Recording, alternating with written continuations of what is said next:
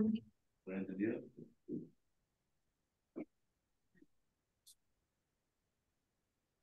Bueno, buenos días a todos. Soy la teniente primero médica Pilar Alegre y junto con mis tutores Santiago Meyer y la teniente primero médico Shimojo vamos a presentar el Ateneo Central del día de hoy. La paciente que tiene como protagonista el Ateneo es de sexo femenino, de 47 años de edad, tiene un peso de 54 kilos y baja estatura, ¿sí? Lo que nos da un índice de masa corporal dentro de la normalidad. Como factores de riesgo, la paciente es hipertensa, extabaquista, diabética tipo 2, insulino requiriente, dislipémica y sedentaria, niega a la amnesis antecedentes cardiovasculares y sí tiene como antecedentes importantes haber cursado linfoma de Hodgkin en la infancia, en realidad a los 16 años, en el año 94, que fue tratado con quimioterapia y rayos, y actualmente se encuentra cursando un cáncer de mama estadio 3B en tratamiento quimioterápico. Como otros antecedentes, presenta hipotiroidismo, ¿sí? Secundario a una tiroiditis hematológica, Y yo lo tiene que escribir. asma y artrosis. No, que ustedes le dijeron que. No, electrofisio. A mí me O sea, pasó el electroficio vino a ver al paciente. Bien, pues yo le mandé la foto, me hacete cargo. Pero vos mandas la foto y todo lo Bien. Como medicación habitual, la paciente tenía antidiabéticos orales, empaglifosina, vildagliptina combinada con metformina, unidades basales de Tresiba y fijas antes de cada comida, fenofibrato, valsartán, levotiroxina, anticonceptivos orales y PAF de budesonida y formoterol a demanda en relación al antecedente de asma. Bien, entonces la historia clínica con esta paciente inicia en el año 2019, donde en contexto de un postoperatorio de colecistectomía intercurre con un edema agudo de pulmón y estuvo internado por nosotros. Se le realizó durante la misma internación un ecocardiograma que evidenciaba cavidades con diámetros conservados, función conservada, ¿sí? Como hallazgo hipertrofia concéntrica leve, válvula aórtica tricúspide que evidenciaba así depósitos de calcio, un patrón de relajación prolongada como positivo e insuficiencia aórtica y mitral leves. Es prácticamente un ecocardiograma normal. En ese momento el edema agudo de pulmón, obviamente que se trató con diuréticos, vasodilatadores, requirió BNI, pero la paciente evolucionó con adecuada respuesta, fue dada de alta y lo que sí no hizo posteriormente fue un seguimiento con un cardiólogo de cabecera. Bien. Consulta al servicio de dermatología en el año 2021 y la derivan al servicio de ginecología, de patología mamaria, por autopalparse un nódulo, autopercibirse un nódulo mamario a nivel de la mama izquierda, con compromiso de la piel circundante, ¿sí? Retracción a nivel del pezón también, y asociado también tenía una lesión viscerada. Se la empieza a estudiar a la paciente, se le hacen los estudios de control anual, el par de mamografía y ecografía mamaria, que arroja un resultado de BIRAT 5, por lo tanto se continúa con estudios complementarios, obviamente, se le hace una pantomografía y un centellograma óseo corporal total, además de una biopsia por punción mamaria bilateral y a nivel de la axila izquierda también, porque por clínica era positiva, consiguiendo el diagnóstico de cáncer de mama. Recordemos que esta paciente ya tenía antecedentes de cáncer en el año 94, como dijimos, había cursado con un linfoma de Hodgkin, donde si bien esa historia clínica se perdió, porque pasaron más de 10 años, por supuesto, y ya no está guardada, el esquema habitual es con doxorubicina, ¿sí? Que es del grupo de las antraciclinas, y también había recibido radioterapia a nivel del tórax. Bien. Se decide entonces en octubre que la paciente inicie con un esquema de terapia neoadyuvante, y como ya había realizado un esquema previo con antraciclinas, se decide utilizar el docetaxel y ciclofosfamida. Durante el quinto ciclo, ella inicia la quimioterapia en el mes de junio, y en octubre, durante el quinto ciclo, la paciente intercurre y somos llamados desde guardia médica Se encontraba en el hospital de día realizando justamente la quimioterapia. No sabemos exactamente en ese momento qué quimioterapia estaba pasando, pero sí sabemos que el ciclo se completa en el día, recibe los dos fármacos en el mismo día, y presentaba disnea clase funcional 4 asociado a mala mecánica ventilatoria. Al examen físico, la paciente se encontraba hipertensa con 170-80 de TA, frecuencia cardíaca de 150 latidos por minuto, respiratoria de 22 y saturaba 60% aire ambiente. De todas maneras se encontraba lúcida, al examen físico cardiovascular no tenía particularidades, no presentaba edemas por lo menos crónicos. Sí, a nivel respiratorio evidenciaba mala mecánica, regular entrada de aire bilateral y crepitantes bivasales bilaterales hasta campo medio. El examen físico abdominal no arrojaba ningún hallazgo importante. Se realiza un laboratorio que evidencia como alteración únicamente los glóbulos blancos levemente elevados y un potasio de 3,7. Se le hace en este contexto un estado de ácido base, que bueno, obviamente se encuentra algo alterado, ¿sí? Presentada hipoxemia, y obviamente la PCO2 también algo baja, también por la taquipnea que estaba presentando en ese momento. En la guardia durante la intercurrencia se realiza este electrocardiograma, ¿sí? Que se encuentra a ritmo sinusal, 150 latidos por minuto, el eje más o menos está entre 90, más cercano a 120, en evidencia un hemibloqueo posterior izquierdo. Fíjense que el D1, justamente el QRS es isodifásico y tiene la deflexión más positiva en D3, como otros hallazgos por ahí, siendo muy minuciosos, ¿no? Las primeras fuerzas en la derivación ABF quizás están un poco empastadas, ese inicio del QRS, y también se puede objetivar, o podemos inducir que tiene agrandamiento vía auricular. Fijémonos que en D2 la amplitud de la onda P supera 2,5, 2,5, y en B1, que eso nos habla del agravamiento derecho, ¿no? Y en B1 la onda P, si bien es isodifásica o bueno, tiene ambos componentes, el componente negativo supera 1 milivoltio, ¿sí? Así que podríamos tener eso en consideración. La radiografía de tórax, perdón, volviendo al electro, no evidenciamos ningún signo de isquemia aguda, ¿bien? Se le realizó también una radiografía de tórax, que bueno, es una radiografía de tórax frente, donde bueno, se evidencia que está descentrada. Sí, la penetrancia quizás es bastante adecuada, podemos ver hasta la puerta apofisis espinosa. No, la verdad es que no tiene signos francos de congestión iliar, y la trama broncovascular quizás está un poco aumentada, pero no, los senos costofrénicos y pericardotónicos aparentan libres, así que no parecería tener derrame.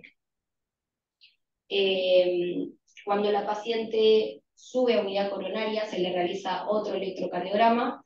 El primero era aproximadamente las 2:30 de la tarde, y ya era llegando a la noche, más o menos 10 de la noche, donde encontramos cambios, ¿sí?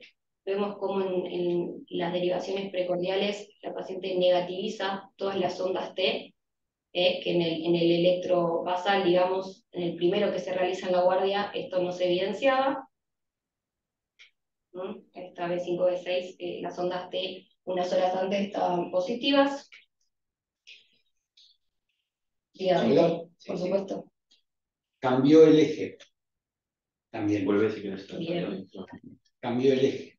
Cambió el eje. El eje se horizontalizó. Así que también hay un cambio de las fuerzas del QRS, evidentemente también en juego. ¿No? Y si querés podemos poner en la radiografía y algo más también. En la radiografía tenemos el arco medio izquierdo tendido. Y el botón aórtico, si bien está ligeramente girado, el botón aórtico está escondido un poco, pero creo que ese arco medio tendido también habla de que las cavidades derechas están un poco agrandadas. Sí, puede ser que acá un poco agrandamiento del libro, ¿no? auricular derecho. Correcto. Bien, entonces repasando un poco la historia hasta acá, la paciente había cursado con edema agudo de pulmón en 2019 en contexto de un posoperatorio, haciendo ciclo de quimioterapia, ¿sí? Digamos, durante el esquema intercurre con un segundo episodio de edema agudo de pulmón en su historia,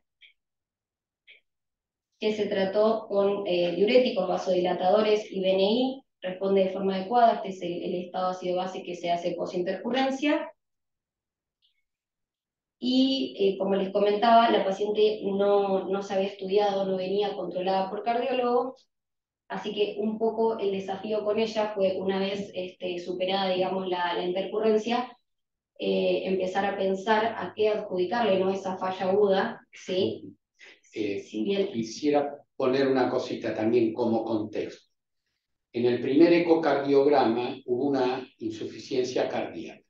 Si hubo una insuficiencia cardíaca, hubo una alteración al menos de las presiones intraventriculares. Por lo tanto, si bien no estuvo detallado y creo que no pudiste tener acceso a ese ecocardiograma, no lo sé. El primer ECODOC es el que acabamos de comentar, el primero con el que contamos nosotros Sí, en 2019. pero no hablaste de disfunción diastólica, que muy probablemente... Lo que evidenciaba era un patrón de relajación prolongado. Claro. O sea, que incipiente, digamos, la disfunción. Es decir, estábamos teniendo, por lo tanto, no, para quitar la idea de que era un eco normal. Bien, perfecto. ¿No?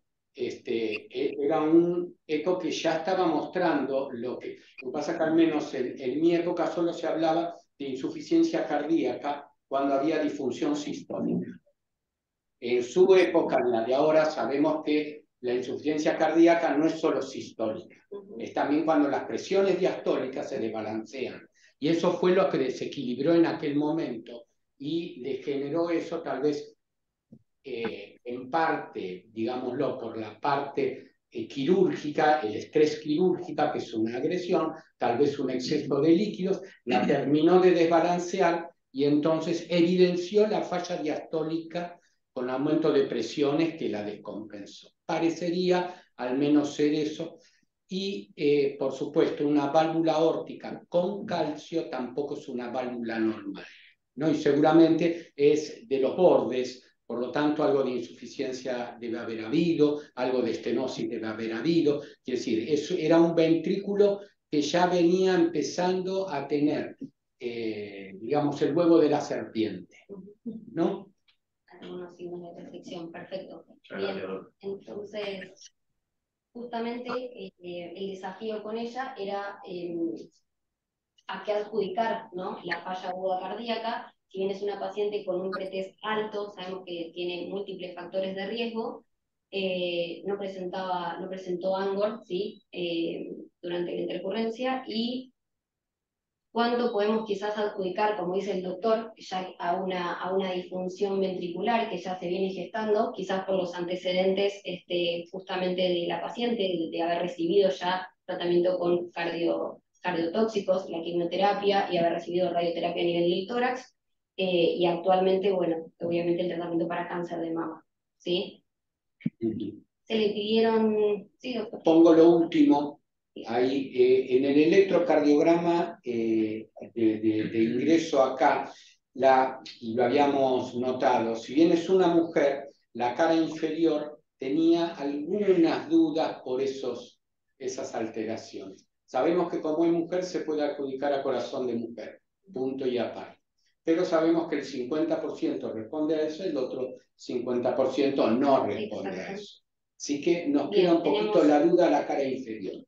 Tenemos un electrocardiograma que tampoco es... y también, perdón, cuando evoluciona el electrocardiograma posterior que le hacemos, exactamente, ¿sí? Onda T negativa en cara anterolateral también se evidencia. Sí. Bien.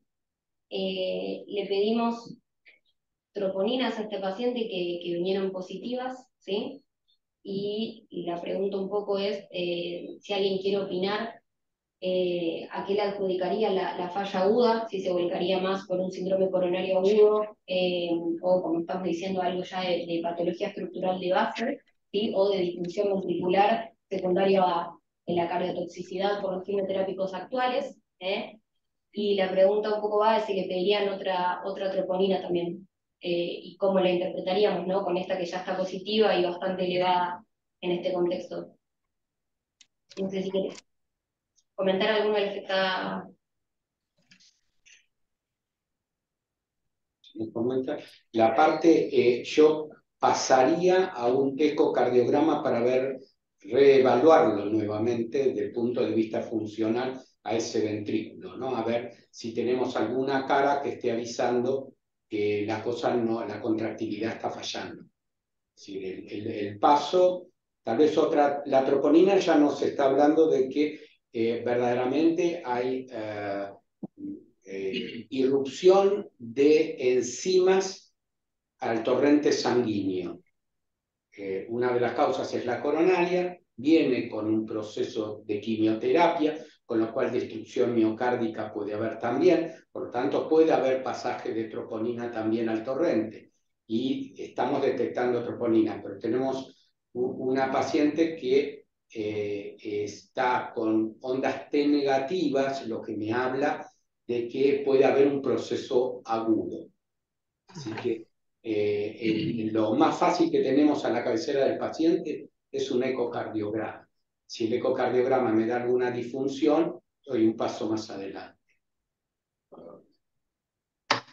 Bueno, ¿alguien más quiere aportar algo? Buenos días. A mí me gustaría aportar. Yo en primera instancia lo que pensaría en esta paciente, por todos los antecedentes que tuvo, en 2019 tenemos un eco, si bien es viejito, que tiene buena función, pero tiene hipertrofia leve, una paciente también de 47 años, muy joven, y en ese contexto era más joven todavía, por ende que ya tiene una, como dice el doctor, como decía, una fase diastólica de base. Más allá de eso, en el 94 también tiene una radioterapia, que eso predispone a todo lo que es calcificación. En ese momento también tenía algo en la válvula aórtica y tiene un antecedente muy fuerte de haber recibido dosis, no sabemos cuánto, pero habrá recibido bastantes dosis de doxorubicina. Y ahora está haciendo ciclofosfamida y docetaxel. A ver, si uno tiene que pensar los efectos adversos más esperables de esas dos drogas, es de nuevo insuficiencia cardíaca inclusive pueden deteriorar la función sistólica del ventrículo izquierdo. Lo que no es muy claro es el electro, porque el electro no es tanto de insuficiencia cardíaca, sino es un electro de algo más agregado. Yo por lo pronto haría un eco, como dice el doctor, nueva curva enzimática, y ver más que nada para dónde va, porque es una paciente que Sí, tiene factores de riesgo para hacer todo, tanto para Ana, insuficiencia yo- cardíaca como para una enfermedad pericárdica, una enfermedad coronaria, digamos, da para todo. Entonces lamentablemente que abrir una impresión o sea, dentro de lo que son los diagnósticos, puede ser cualquiera. Yo me tiraría por los antecedentes de insuficiencia cardíaca, por deterioro de la función, pero por eh, la incidencia que tienen estas drogas en generar eso. Pero no quita que pueda hacer algo más, digamos, ¿no? Y también lo estaría buscando. Bien. También recibió rayo, ¿no? Que también, como sabemos, está asociado a la enfermedad coronaria, ¿no? O Sí, sea, como decís, puede tener todo la paciente. bien. Bueno, se le pidió... Pili, y Sí, también, la verdad que yo me perdí los datos de los signos vitales que entró, pero bien. no sería infrecuente pensar que una paciente, pensemos, ¿no? Joven, ya con cardiopatía hipertensiva, o por lo menos en caminos a tenerla, con hipertrofia, con disfunción diastólica, no sé cómo estaría la aurícula, pero calculo que estaría entre levemente, levemente dilatada. También en ese contexto pensar que fue una crisis hipertensiva que la descompensó, eh, y bueno, y tal vez tendríamos que agarrar ese camino, ¿no? El camino de ver cómo son las curvas de supresión. Yo no sé cómo se comportó en la internación y que no tenga alguna causa de hipertensión secundaria. Digo, Sí, para no pensar solamente en la causa de enfermedad coronaria. tal cual. Tenía el antecedente sí, de hipertensión ya de varios años de evolución, se encontraba medicada y como decís, Pili, durante la intercurrencia estaba con 170 100 de TA más o menos. Así que sí, y tranquilamente la hipertrofia, la ley de hipertrofia podríamos adjudicársela a este antecedente, totalmente. Se le pide un segundo juego de troponinas que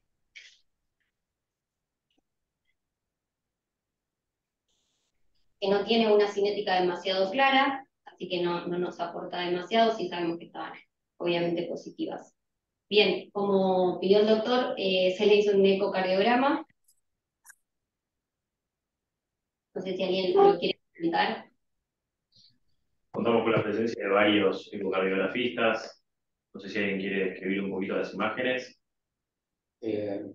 Bueno, tenemos un eje largo, puedo decir algo, tenemos un eje largo, vemos la valva posterior que se mueve poco y se mueve más que nada la valva anterior, como anteponiéndose un poquito y habría que seguir mirando. En la válvula aórtica se ve bordes calcificados, la pared ventricular se ve hipertrófica, francamente tanto la septal como la de pared posterior. La aurícula no parecería ser muy grande, habría que ver 4 cavidades, pero si bien puede estar grande, uno no la ve tanto. Vos sabés, aprovecho a saludarte, Luis. Igualmente, un abrazo, Fili, no quería interrumpir. Eduardo. Impresionante la calcificación que tiene esta paciente. Con 47 años, tiene toda la válvula mitral calcificada, con cambios en la geometría, o también en el tracto de salida, en la válvula aórtica. La aurícula izquierda está francamente dilatada. Si lo comparamos ahí con la aorta, fíjense que la Sí. relación siempre tiene que ser 1:1 y ahí está 1.5 a ojo. La verdad que sí, la verdad que tiene mucho impacto de lo que ha recibido, ¿eh? No sé, sigamos.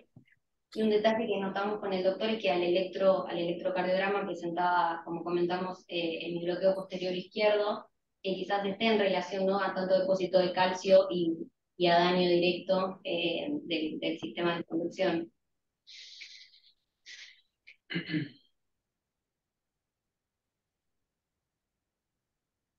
Bueno, ¿Alguien quiere comentar el eje corto? Y lo vamos viendo.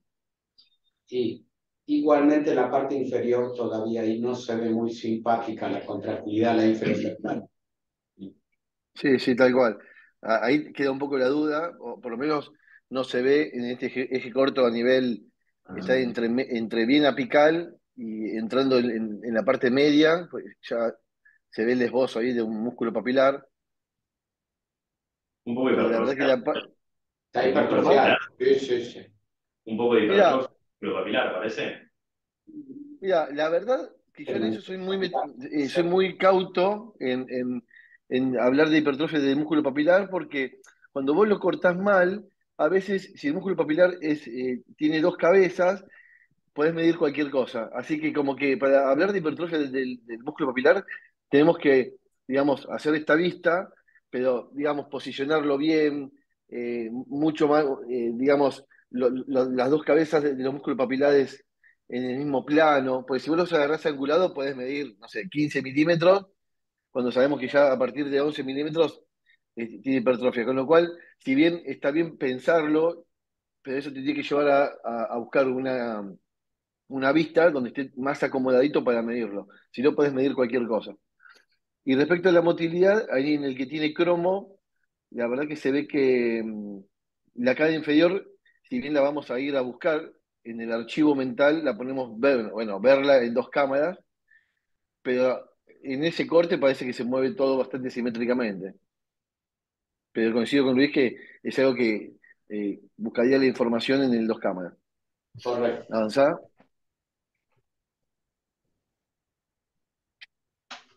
Vamos Bueno, a ver.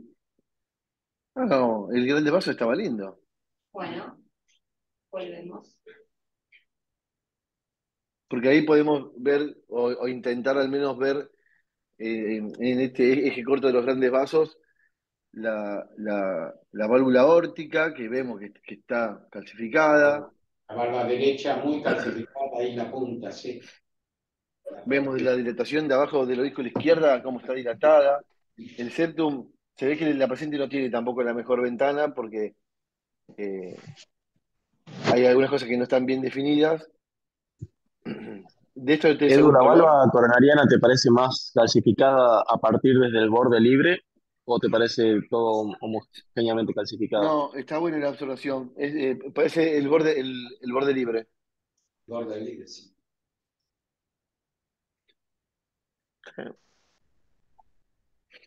Pasamos a otro comentario.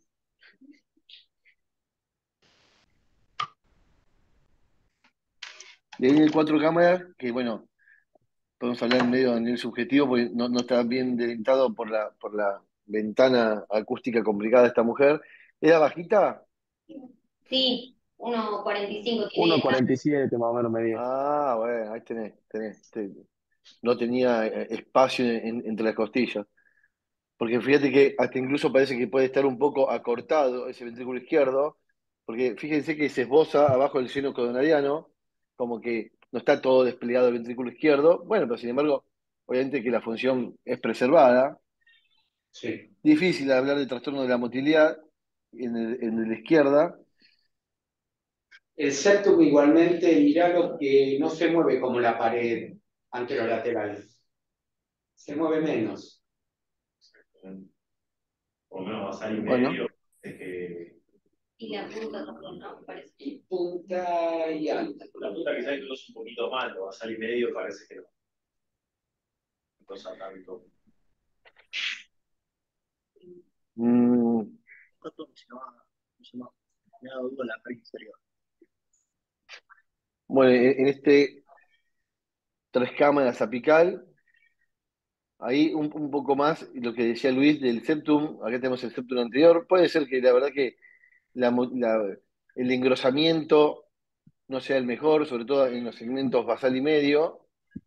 Ahí tenemos una hipótesis diagnóstica y con todo esto que veníamos relacionando con el electro y demás.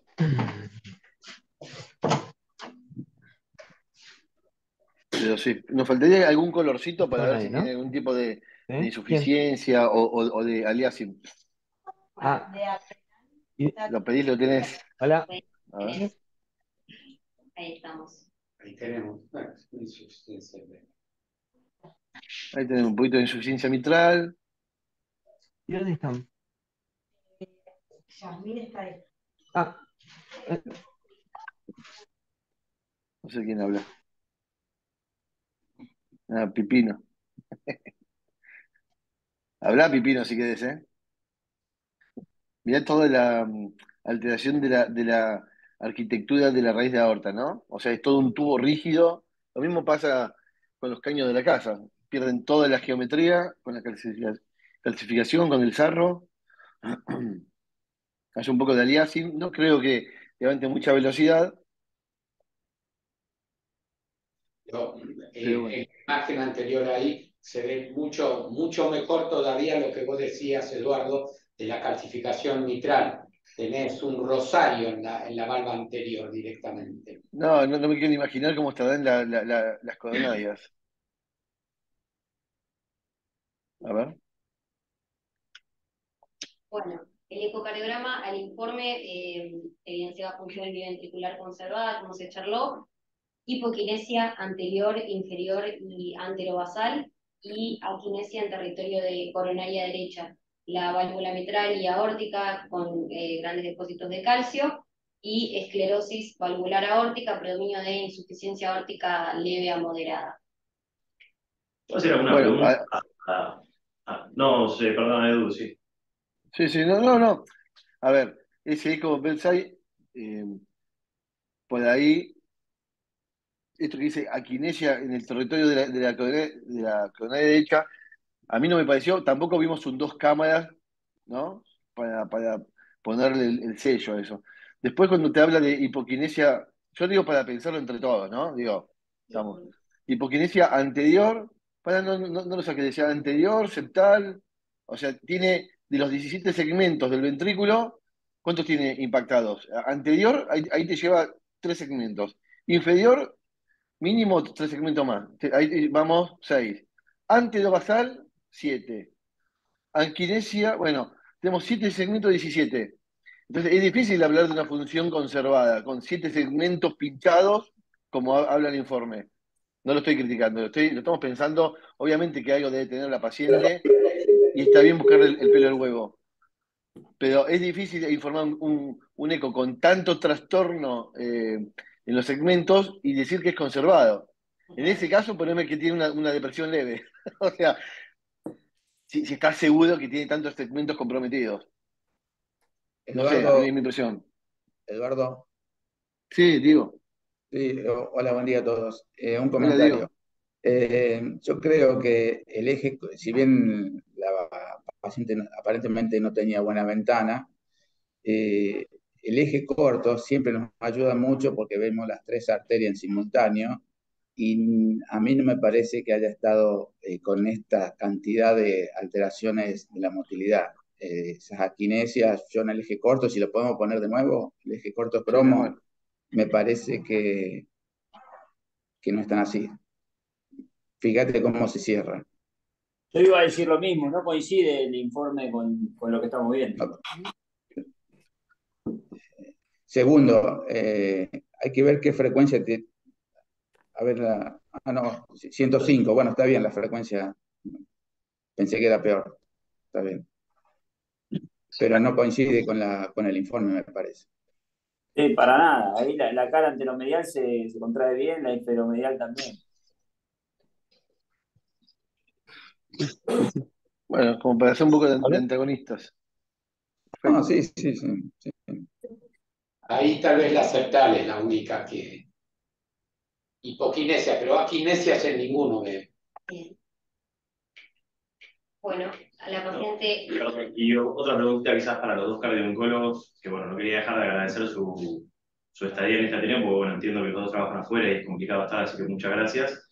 Y en base a toda la cantidad de calcio que vimos en este corazón, en las válvulas, quería saber qué opinan ustedes si puede llegar a tener que ver con el tratamiento oncológico que recibió la paciente, tanto en la niñez o en el tratamiento que viene recibiendo ahora, en su experiencia, si es un efecto adverso esperable o si no tiene nada que ver con la medicación antiquimioterápica.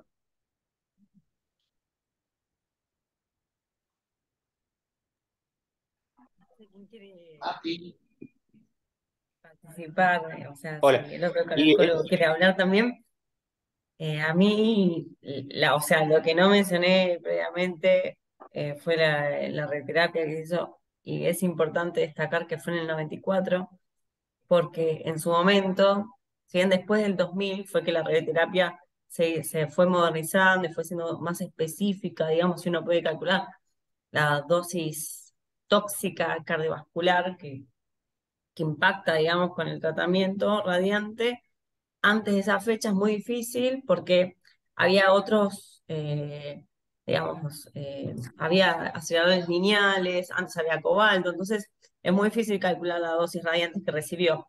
Entonces uno ya piensa que tuvo bastante dosis y ese corazón sufrió daños en contexto de la radioterapia, más en los linfomas de Hodgkin.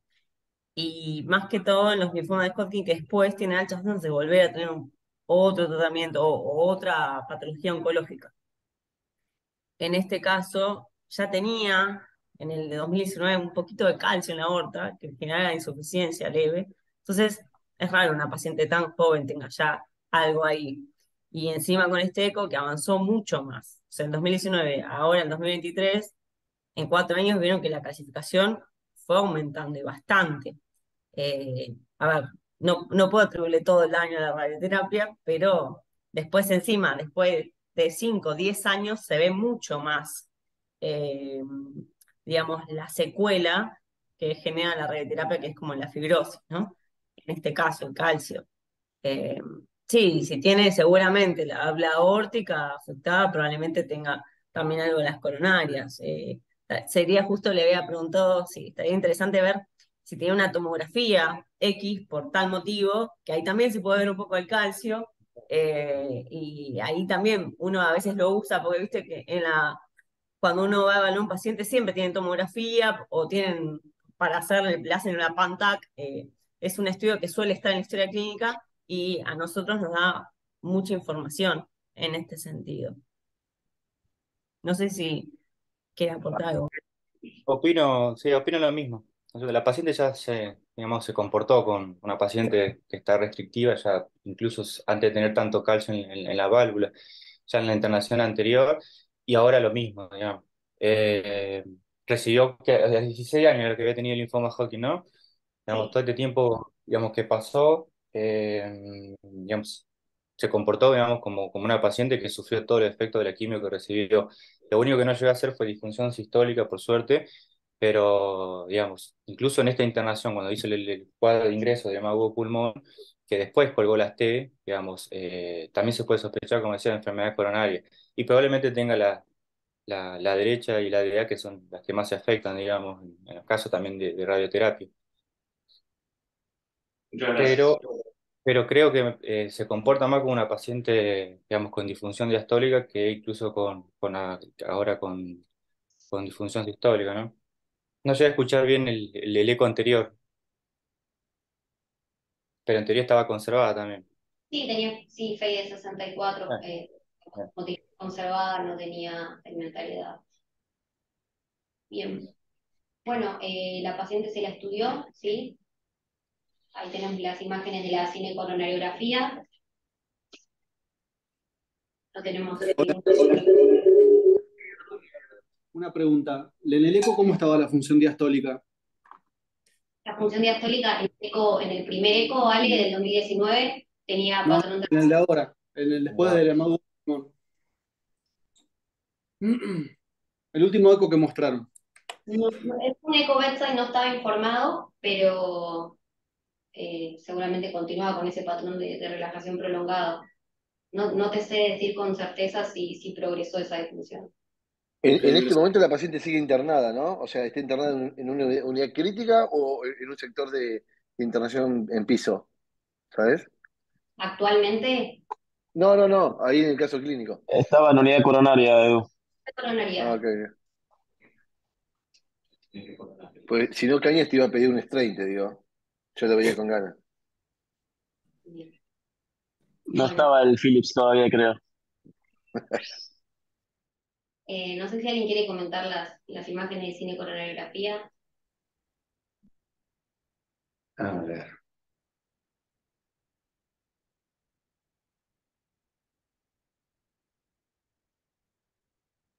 Bueno, parece ser un tronco muy corto. A ver, vamos de vuelta. En esta imagen no, en la segunda. Ahí podemos ver, va a estar el seno coronario. Uy, pero sorprende, ¿eh? Yo empecé que vamos a encontrar más enfermedad y veo solamente, hay un solo vaso que me llama la atención, una diagonal. Sí, es ahí la que sale. La descendente anterior está bien, pero fíjate que tiene un tronco corto que no se llena recién en la imagen de la derecha, ahí un poco la circunfleja. Sí, igual. Pero igualmente toda una lluvia hay ahí. A ver, Este ramo déjame diagonal que mirar. sigue No, ahí la está. descendente. Esa es la de. No, no, la segunda es la descendente anterior. ¿Qué cosa? Son las septales. Déjame sacarme un poco. Esta es la descendente anterior, ¿verdad? No, pará. ¿Dónde están las septales ahí? Aquí. Hacer la segunda, esta. Disparar esta segunda. Ahí está. Acá están las septales. Acá están las septales. Por lo tanto, esa no. Esta es la descendente anterior. Esa que viene ahí es la descendente anterior. Ahí quedó bien marcada. Esta que viene acá adelante es la descendente anterior. Esa es la descendente anterior. Quedan las septales. Sí, yo viéndolo, o sea, con una o dos proyecciones nada más, me llama la atención esa diagonal que sale ahí a nivel ostial, pero bueno, nada, tenemos que seguir viendo la película. Sí, que tiene la Seguimos. nivel. Bien. Bueno, ¿dónde está la derecha? No, exactamente, no hay derecha. Oh, ese eco está informado post-cateterismo. Bueno, no hay derecho. Bien, bueno, el informe de la cinecoronografía, como comentamos recién, no evidenciaba lesiones a nivel del tronco, sí lesión leve moderada en tercio proximal de la descendente anterior y el ramo diagonal con una lesión severa también a nivel proximal. Circunfleja estaba conservada y la coronaria derecha, como vimos recién, lesión severa ostial que se ocluía y se visualizaba por circulación heterocoronariana. ¿Mm? Bueno, entonces se interpretó obviamente como un infarto agudo de miocardio sin elevación del ST. Se le colocó por el sanito hemodinamio, obviamente, 3 stents a coronaria derecha, ¿sí? Que se interpretó como vaso culpable. Y se instauró tratamiento médico óptimo. La paciente se fue de alta, obviamente, y continuó con controles, ahora sí, por consultorios externos, donde se fue titulando la medicación según tolerancia. Resuelto, digamos, la parte cardiovascular, continuó con su tratamiento para el cáncer de mama. En el mes de noviembre se realiza una cirugía de mastectomía bilateral asociada a vaciamiento. Pili, Sí, perdóname, pero por lo menos discutir un minuto sí. de por qué terminamos angioplastiando un vaso que estaba ocluido, estaba 100 y con aquinesia en el eco como informaba, o sea, controvertido. Después sí, seguimos con el caso, pero si vamos a otra cosa del caso clínico. Sí, sí, Pero sí. 3 stent, digo, no sé. Eduardo, no tenemos, al menos yo no lo vi, la circulación heterocoronariana que me hable de en qué condiciones está esa derecha. Evidentemente, no sé, a mí me faltan elementos ahí para reabrir el vaso. A lo mejor lo que sí estamos teniendo es, porque fíjate que aquinesia no había y está ocluida desde el origen. Así que evidentemente tenía tejido vital a rescatar. La apertura no creo que estuviera en desacuerdo. Sí me hubiera gustado tener una imagen de la circulación heterocoronariana para poder estar seguro de que lo que abro no se me va a tapar o está libre. Tal vez ellos le pusieron 3 stents porque fueron encontrando una serie de obstrucciones a salvar. Me impresiona, pero estoy adivinando. Estoy adivinando. No, está bien, pero por lo menos como para mencionarlo, de que no es que encontrás un vaso tapado y vas y lo abrís, sino de que tiene que haber ciertas condiciones, como que, bueno, eh, que esté algo viable el territorio que queremos reperfundir, que haya cierta circulación que lo mantuvo viable ese territorio como para, digamos, dedicarte a poner 3 stents a una coronaria derecha en un contexto que sabemos que siempre lo invasivo te puede tener problemas. Pero bueno, nada, sigamos. Bien.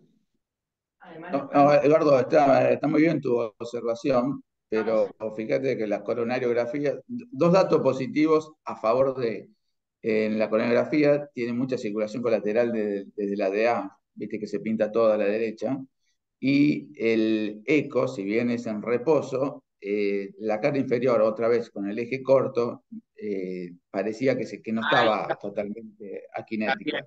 Buen dato. A ver, volvé a poner la derecha. Ahí está la derecha. Ahí está la derecha. Tiene mucha circulación Ah, colateral sí, en sí, derecha. sí. Ahí está Sí, la sí. derecha. Perfecto. Yo no, Y no lo había uniendo el visto. eco, tal vez no esté mal abrirla. Buenísimo. No, yo hago estos comentarios como para que los chicos No, no, no. también. No, está bien. Quizás si esa paciente en algún momento le subías a hacer una ergometría o una estrés algo, seguramente iba a cantar. Porque por Sí. definición es insuficiente. La circulación lateral te protege, pero es insuficiente. bien.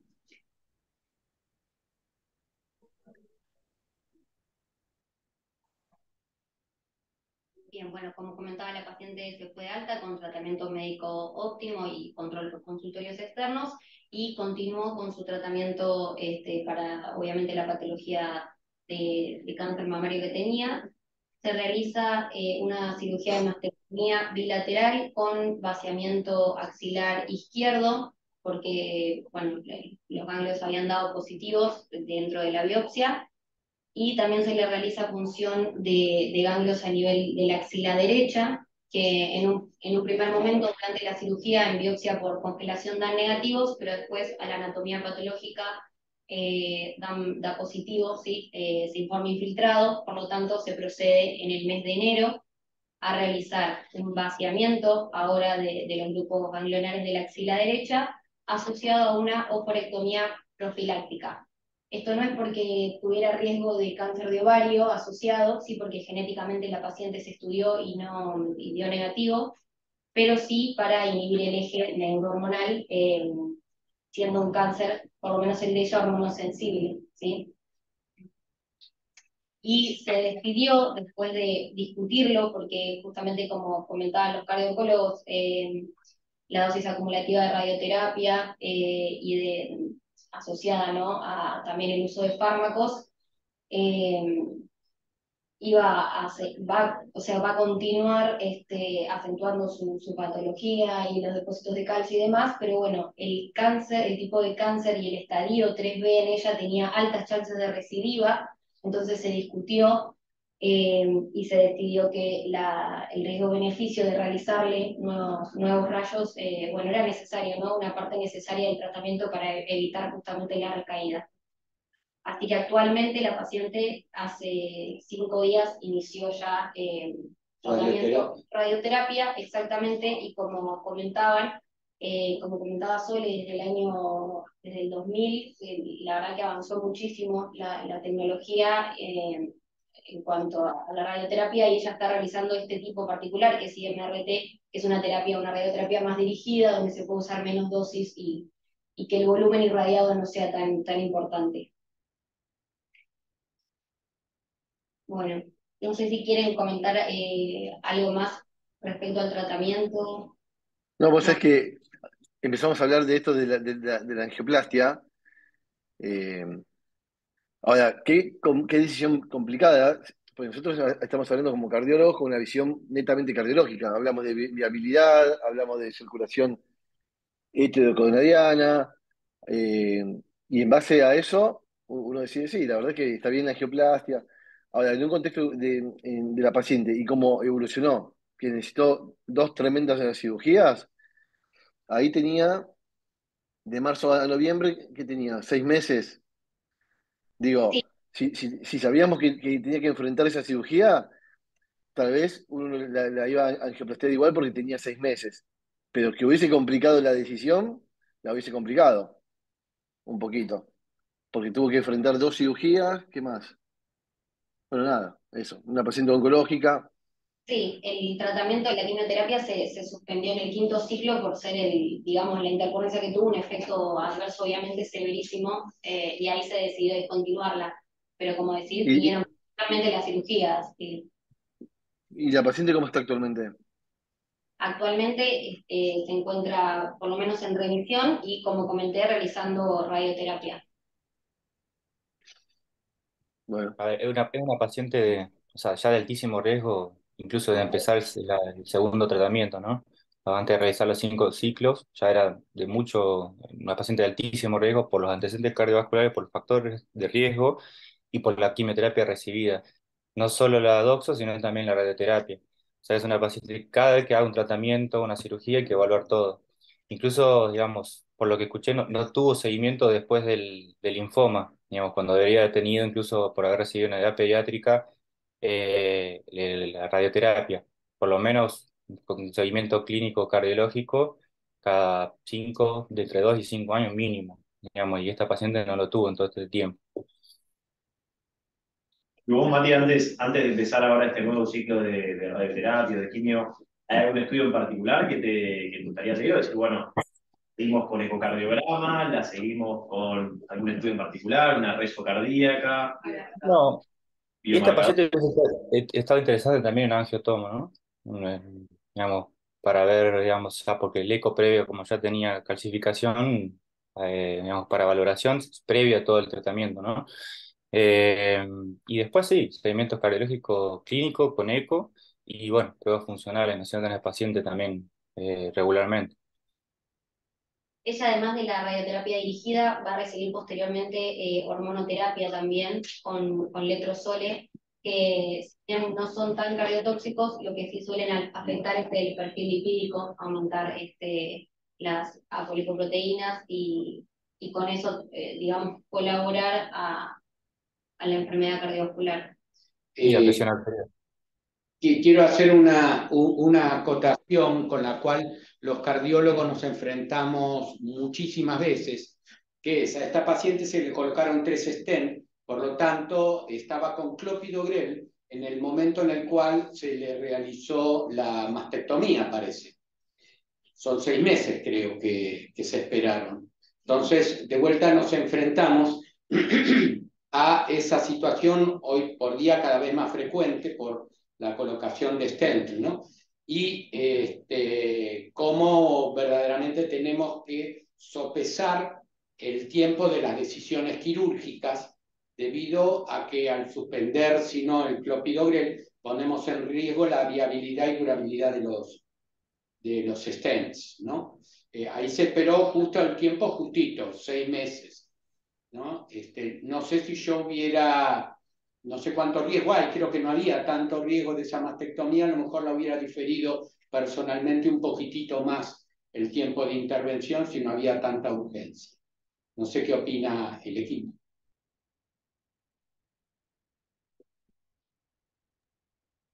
Yo opino que el oncólogo quiere cuidar o sea, ¿cuál es la peor enfermedad de esta mujer? Esa es un poco la pregunta, ¿no? Digo, ¿Cuál le marca pronóstico? Si lo coronario o lo oncológico.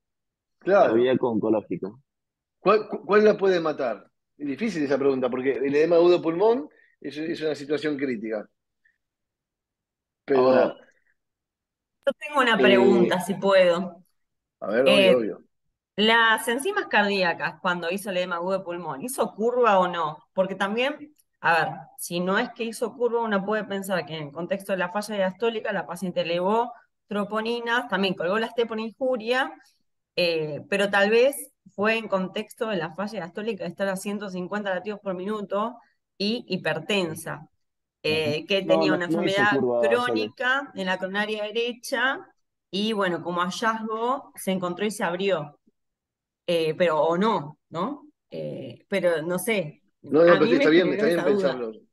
Yo creo que también, No, si uno lo toma como una crisis, o sea, viste que a veces cuando el cuadro no es categórico y uno lo puede llevar, digamos, hacia otro territorio y decir, bueno, si la decisión no es tan fácil de angioplastiarla y no tiene diagnóstico claro de infarto, bueno, fue una crisis hipertensiva con una troponina aislada, entonces no me veo obligado a, no sé, hacerle un cateterismo o angioplastiarla en el contexto de una mujer que tiene que sufrir 2 cirugías.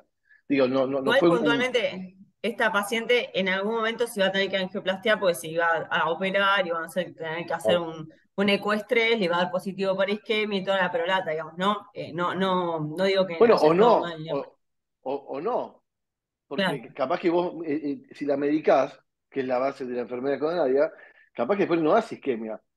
O sea, y más en el contexto de una mujer oncológica, qué sé yo no, capaz que controlándola, a ver, estamos hablando, digamos, no conocemos la fibra íntima de la mujer y estamos pensando un poco entre todos, aprovechando el excelente caso clínico que trajeron, ¿no? No es que estamos haciendo una, una valoración del criterio del equipo tratante que no sé quién es, pero capaz que no está mal pensarlo como una cuestión más hipertensiva y no te obliga a seguir este camino por el cual terminamos. No sé, ¿está Cañas ahí?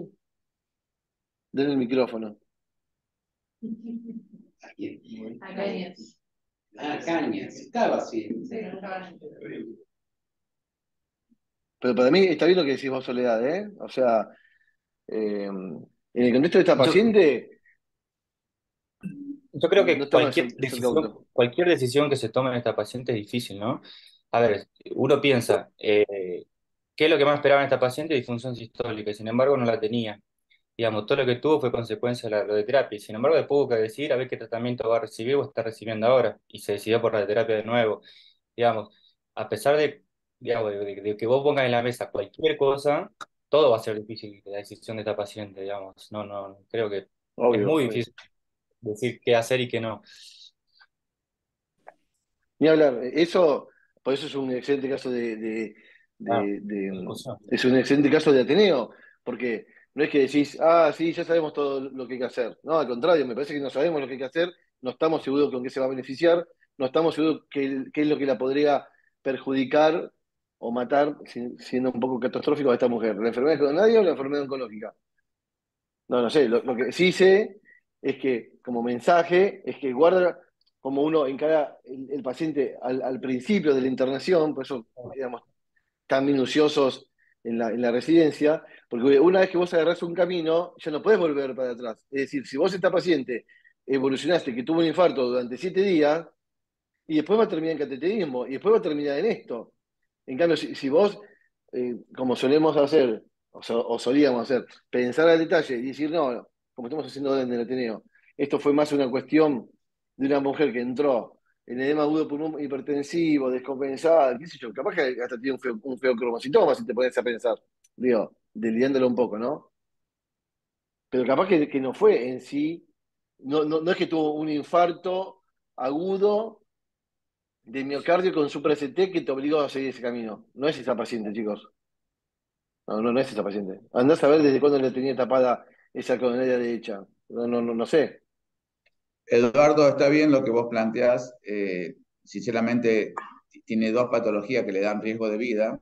No sabemos cuál es la que finalmente la puede llegar a matar a esta paciente, pero convengamos que es una paciente que hay posibilidad de que nosotros como cardiólogos, la paciente tiene posibilidad que en el futuro tenga otra vez cuadros similares y descompensaciones.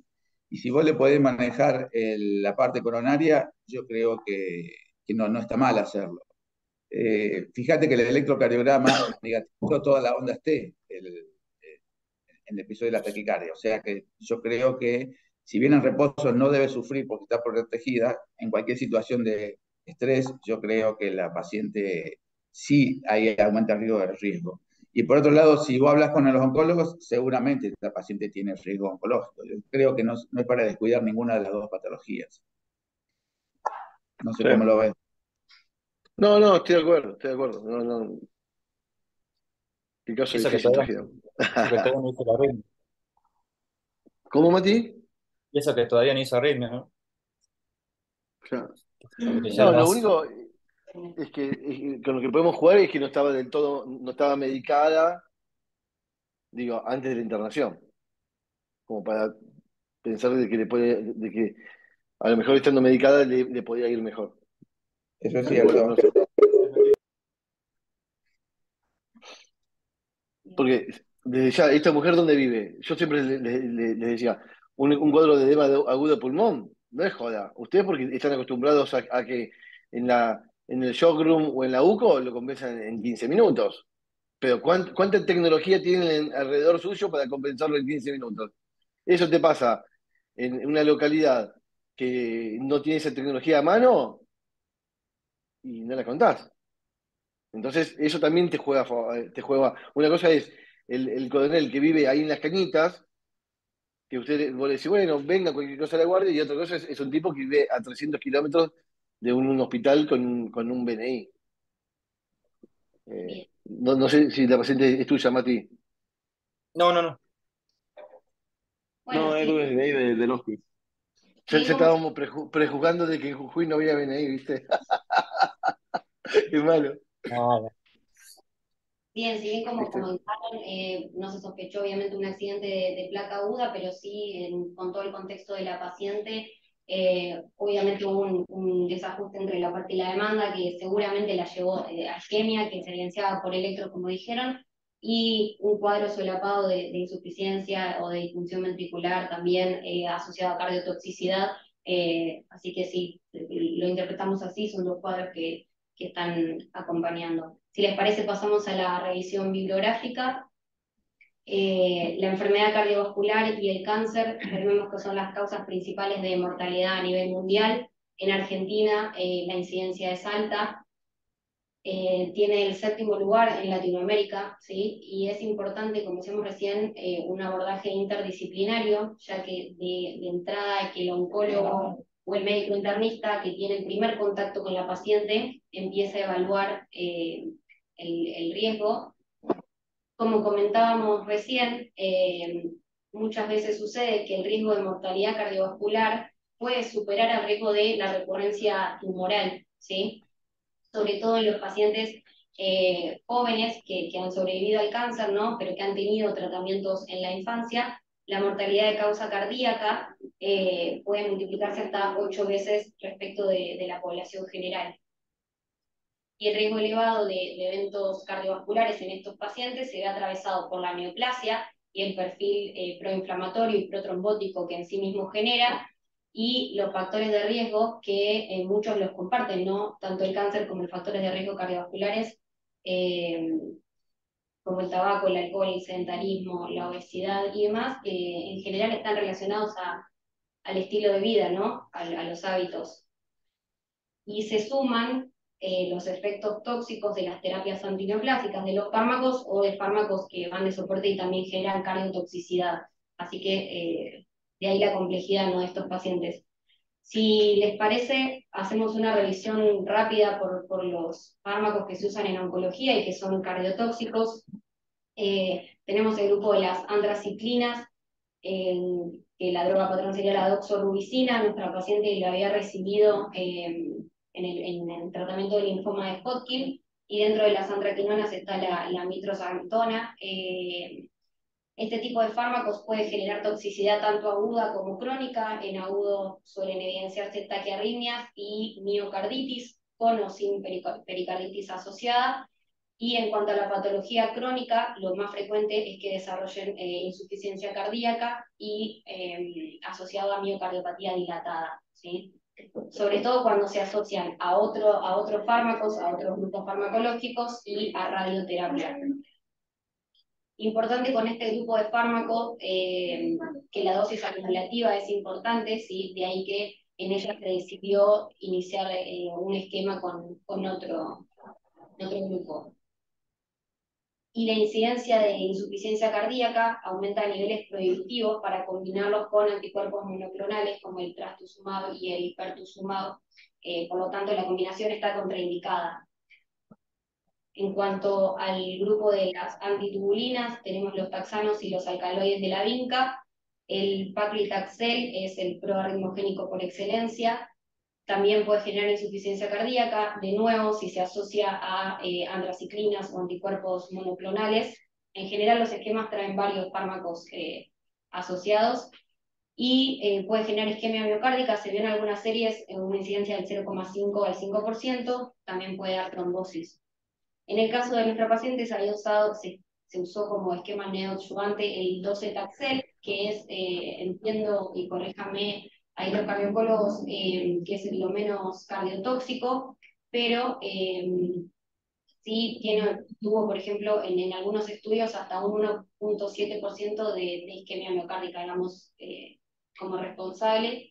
El cabazitaxel también genera sobre todo bradicardia a nivel mientras se está infundiendo. En general no suele pasar a arritmias mayores, pero sí es bastante frecuente, un 30% suelen presentarlo de los pacientes que reciben este esquema. Los agentes alquilantes, la ciclofosfamida, que también formaba parte del esquema de nuestra paciente, en dosis habituales suele ser seguro, pero en dosis altas, acá lo que importa no es la dosis acumulativa, pero sí la dosis que se da al momento del tratamiento, tiene una incidencia de insuficiencia cardíaca aguda del 17 al 28, que justamente fue parte de la intercurrencia de nuestro caso clínico. Otros efectos adversos que se asocian a estas drogas. En cuanto a la radioterapia, sabemos que se utilizan, como mencionamos, en el linfoma de Hodgkin y para el tratamiento de cáncer de mama, sobre todo a nivel izquierdo. Y la cardiotoxicidad va a depender del tipo de radiación, del equipamiento y de cómo se planifique. Como mencionábamos, es importante el campo, digamos, el volumen que se irradie y que sea el menor posible. La dosis también es importante, y la asociación con otros fármacos, antraciclinas y trastuzumab, suelen aumentar, como dijimos, la incidencia de insuficiencia cardíaca y factores dependientes del paciente, por supuesto. Si bien todo lo que es tejido cardíaco es radiosensible, en los niños suele ser lo más que en un adulto que quizás lo tolera mejor, más allá de quizás sí desarrollar enfermedad coronaria. Y en relación a esto, tienen una incidencia de infarto agudo de miocardio de 2 a 7 veces mayor que la población general. Las complicaciones, como mencionaban, suelen ser tardías y se pueden ver hasta décadas, incluso después, con una media para la enfermedad cardíaca de 19 años. Bien, y en cuanto a la radioterapia, es importante saber que no hay una dosis que sea segura y siempre intentar que la menor radiación posible, ¿no? En cuanto al seguimiento que preguntaba un poco Santi, está la guía de la ESC. Básicamente lo primero que se hace es estratificar el riesgo de toxicidad cardiovascular que tiene el paciente de base, y esto, como comentábamos, hay que hacerlo lo antes posible, una vez que recibimos el diagnóstico de cáncer y sabemos que el paciente va a necesitar un tratamiento digamos, que es cardiotóxico, ya empezar a estratificarlo. Vamos, obviamente, bueno, los antecedentes del paciente, si tiene enfermedad cardíaca previa, si tiene antecedentes previos de terapias cardiotóxicas, el examen físico, algunos estudios complementarios que pueden utilizarse, ¿sí? Está recomendado un electrocardiograma de base, y en los pacientes que se evidencia algún tipo de anormalidad en el electro, derivarlo directamente al cardiólogo.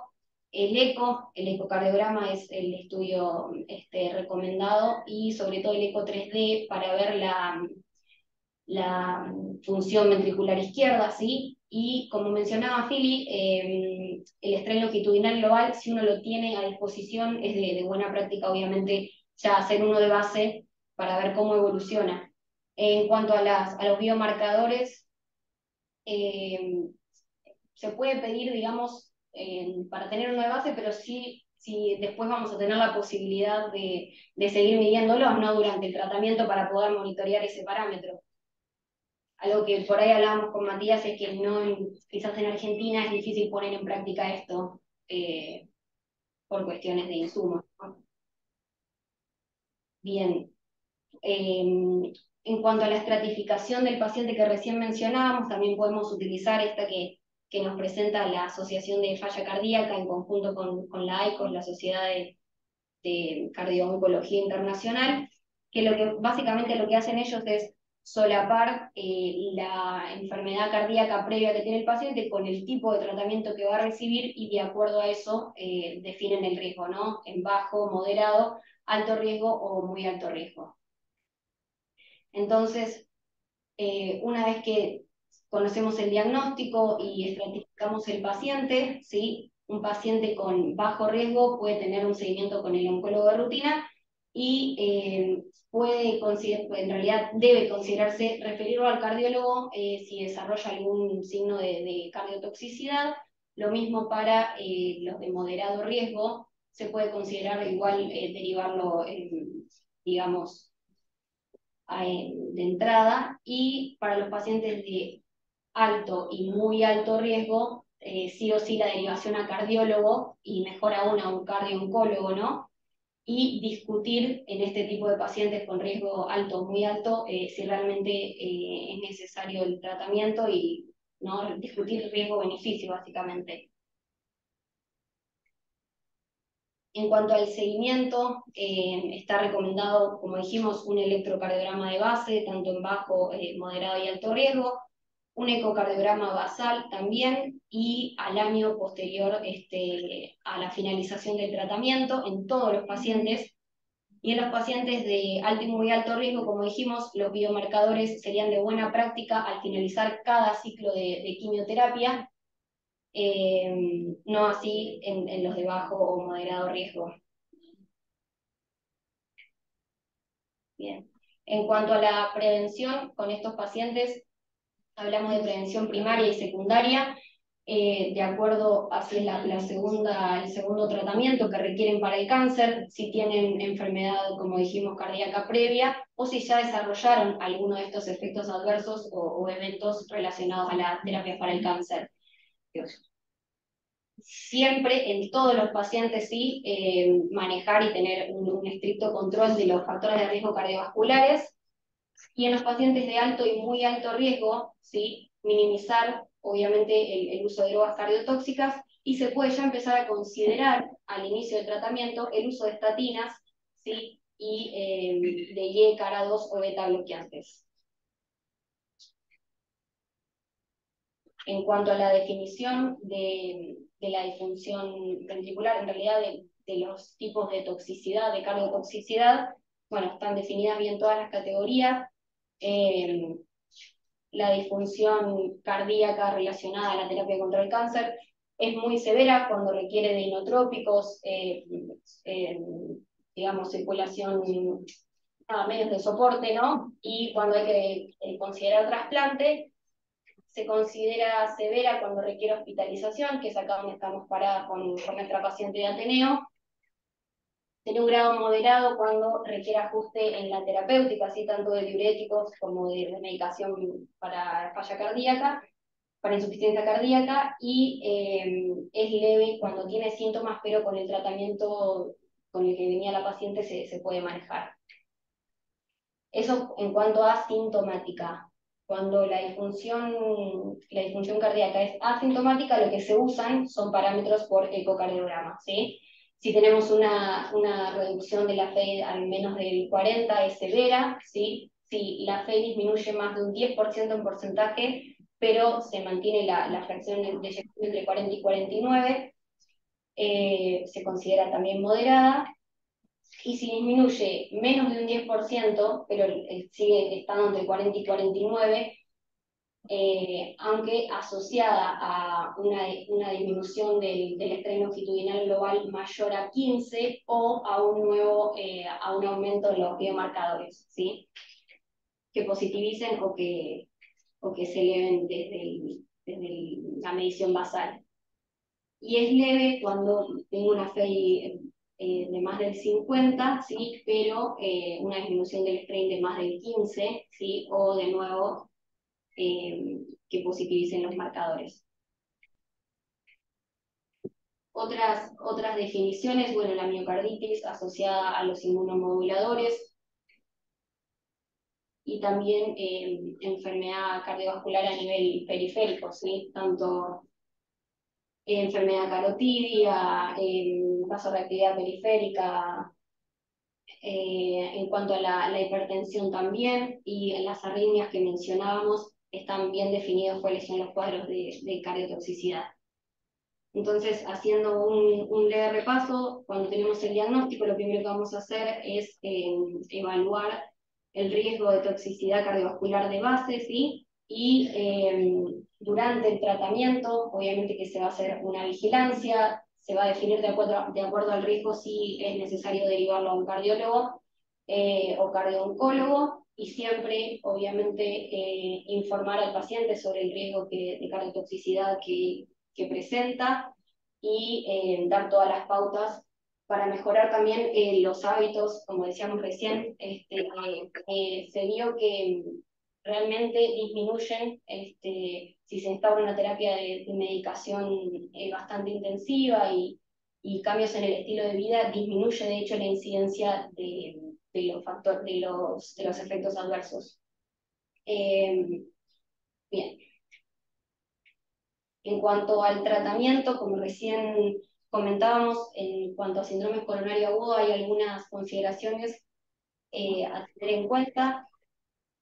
Si el paciente tiene un síndrome coronario agudo con supra o sin supra, pero es de alto riesgo y tiene una sobrevida mayor a 6 meses, está recomendada la estrategia invasiva. Y sí es importante en cada paciente, como comentaba el doctor, evaluar la doble terapia de antiagregación, individualizarla de acuerdo al nivel de plaquetas y al riesgo de sangrado que tenga cada paciente. Y en cuanto a los pacientes que desarrollan este cuadro en particular, hace referencia al uso de antraciclinas, pero en líneas generales, una vez que el paciente desarrolla, digamos, disfunción cardíaca, el manejo digamos, se aconseja, si el paciente está sintomático y es muy severo o severo el deterioro, discontinuar el fármaco, que fue lo que se hizo. Si es moderado, interrumpirlo, ¿sí? Y siempre obviamente discutir en atendiente disciplinario cuál es la conducta a seguir. Y si es leve, bueno, se puede discutir, pero siempre continuar con la terapia para insuficiencia cardíaca, con la medicación. En el caso de los pacientes que desarrollan disfunción cardíaca pero son asintomáticos, si la disfunción es severa o moderada, también es de indicación de clase 1 interrumpir el tratamiento, ¿sí? Y continuar con la terapia para insuficiencia cardíaca. Y en caso de que sea leve, ahí se puede evaluar continuarla, siempre haciendo un seguimiento con estrés longitudinal global o con troponinas, ¿sí? Y bueno, evaluar obviamente intensificar el tratamiento, y en caso de que también se siga con ProBNP y aumente, se hace un seguimiento y se evalúa a partir de ahí.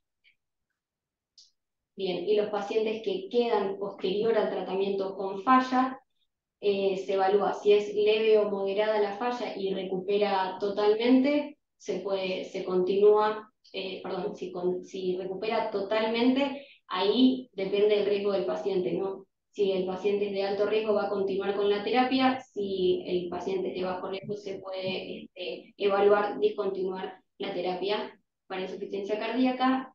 En cambio, si la disfunción es severa o muy severa, no hay duda de que se va a continuar con todo el tratamiento médico óptimo en estos pacientes.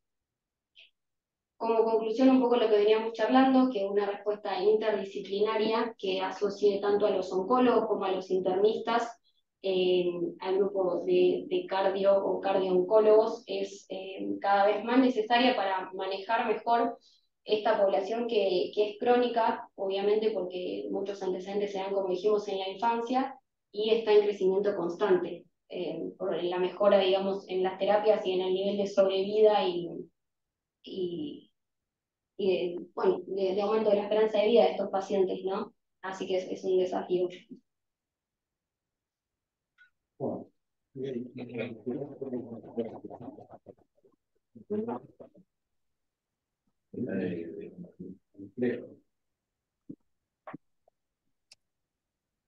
Caso muy complejo. Sí. Bajo la derecha.